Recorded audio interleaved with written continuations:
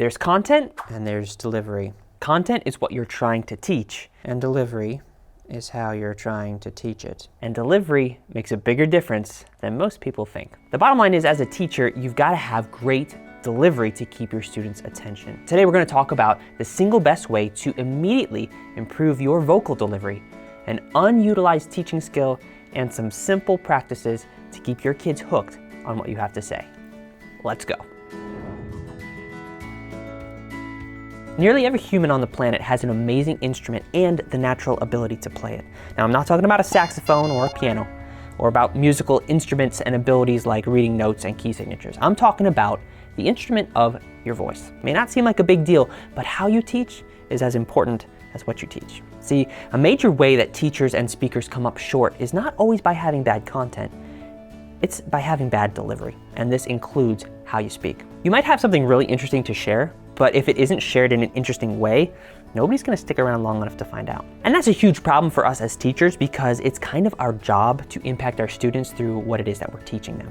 And if the student hasn't learned, then we haven't taught. So if we're truly committed to doing whatever it is necessary to provide the most effective learning experience for them, then that has to include using our voices in a way that's dynamic, that's engaging, and that enhances that learning experience. And to do that, we're going to look at 3 simple steps to help you crush your vocal delivery. So first, we're going to learn the 3 basic notes that our instrument can play. Basic notes are volume, speed, and pitch. Volume is how loud or quiet you are, speed is how fast or slow, and pitch is how high or how low we talk. And that's basically it. These are going to be the main building blocks of our vocal communication. Now, without really thinking about it, we all tend to operate in a general range in each of these areas. So you could say we all have vocal comfort zones. And you can test this out for yourself. Imagine a scale from 1 to 10, with 5 being your average. And then ask yourself, how often do you operate at least 2 steps above or 2 steps below your average in these areas while you're teaching? And if you're like most people, it's not often. Now, if you are staying in that average zone, you might feel comfortable, but your students might be bored. And that obviously is a problem, but it's a problem you can change. Once you learn the notes that your instrument can play, you can then put those notes together to create the music or the mood or the learning experience that you want for your students. The funny thing is, it sounds complicated, but it's actually way easier than you think because we instinctively get it. Even as children, we picked up on verbal cues and the meanings based on how things were said, not just what was being said. It's pretty intuitive. We understand the language and we speak it, literally. The problem arises when we step up to teach, because instead of us using our normal voices in dynamic ways, like we would when we are telling a friend a funny story, we end up using a teacher voice to sound very competent, but very uninspiring. And we come across as boring and flat. It's kind of like we forget everything we do naturally. The best way to make your vocal communication better instantly is to vary your volume, your speed, and your pitch. That's it. Now, of course, the key is doing it in a way that sounds natural and that reinforces your message. So for those of you who are naturally vocally expressive, keep it up. Remember, don't choke it off when it's time to teach in front of a group. Put yourself out there, really think less about yourself and more about the importance of what it is you're trying to teach and how it's coming across to your audience. Now, for those of you who are not as naturally expressive with your voice, let's break down the mechanics of how we tend to communicate vocally.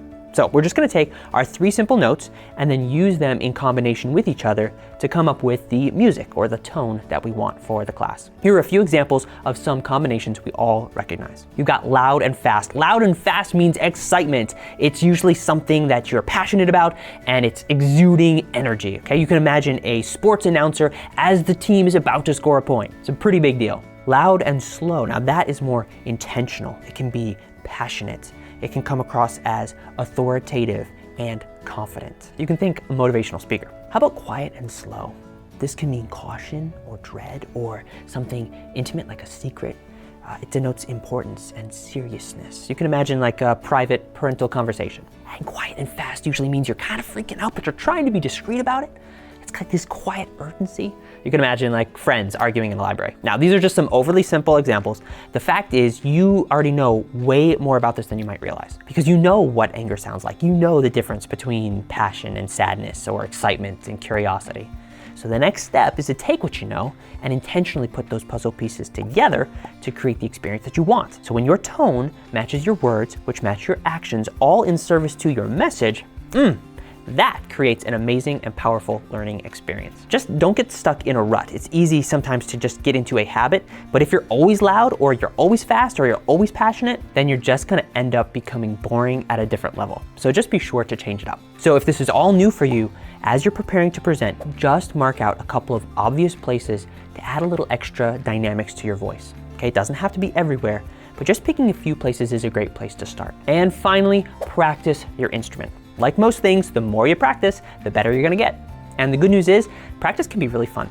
So one way would just be to listen. Just open up your ears and listen to how other people talk, listen to your podcasts, listen to movies or TV shows, listen to your favorite speakers. Become like a voice student. You can collect funny voice styles and expressions that you like, and then listen for things that tug at your emotions. You can ask yourself why. How did their delivery complement their message? And how did they say what they said? And could you mimic them and say what they said just the way they said it? Feel free to have lots of fun and experiment with different styles and ideas, and then practice. One way is to just record yourself reading a children's book out loud normally, and then go back and step it up a few notches and then read it again dynamically and evaluate the difference. I think you might be surprised. Often I think I'm doing pretty good until I play it back and realize how flat it still sounds. And that just means try again. So if you don't nail it the first time, don't worry about it. Just listening back to yourself will give you so much insight into how to improve. So just keep practicing and challenge yourself to lean in and to step it up.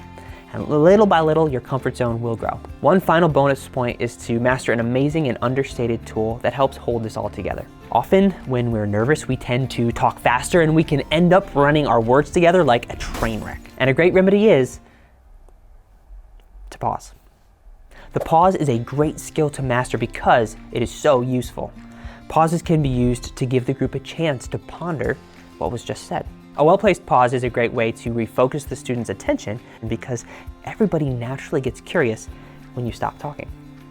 It also helps to emphasize what came before it or what came after. It creates suspense and weight. And you see this in stories especially, but it also applies to teaching moments as well. And we know this instinctively. We've seen it in movies when the sound or the music cuts out in a movie and it gets really quiet. And you know something's gonna happen, right? You can just tell. Well, you can use this to your advantage. When you're teaching, you can choose to do that same thing. And it can switch up the rhythm of your speech. Sometimes you need a gentle reset, and taking a pause can help you shift into a different cadence of speech. Learn to pepper your sound with silence. It can feel awkward starting out, but remember, it's about dynamism. It's the variety of your delivery that makes it interesting. You keep your delivery fresh, and your students won't quite know what to expect. And that will keep things exciting, which keeps them interested. Too many teachers leave potential on the table every time they teach by not capitalizing on the incredible instrument that they've been given. So just don't do that to yourself. Your message is worth it, so are your students. Choose to embrace your gifts and challenge yourself to keep improving, and your delivery will become an invaluable catalyst to the truth of your message. If you learned something new or just enjoyed the video, please tickle that like button. Also, check out this next video for more dynamic teaching tips for children's ministry.